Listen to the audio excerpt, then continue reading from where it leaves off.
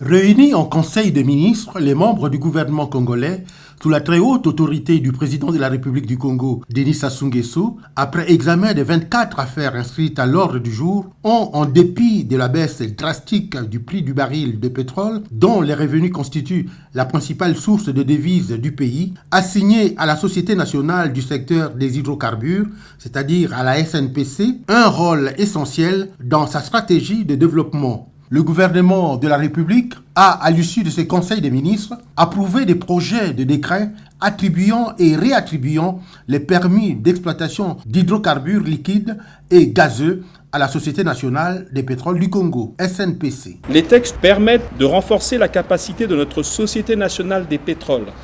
à prendre directement en main certains pans importants du secteur stratégique entre tous qu'est le pétrole,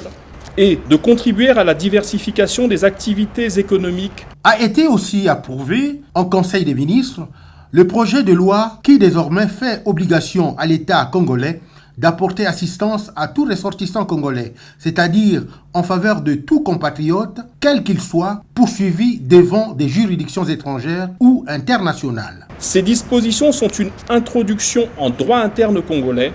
des principes depuis longtemps garantis par les instruments internationaux pertinents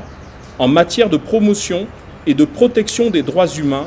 auxquels la République du Congo a souscrit. Entre autres dossiers examinés pendant ce Conseil des ministres, on retient celui portant création de l'institution Conseil consultatif des personnes vivant avec handicap. Le texte permettant d'organiser le Conseil consultatif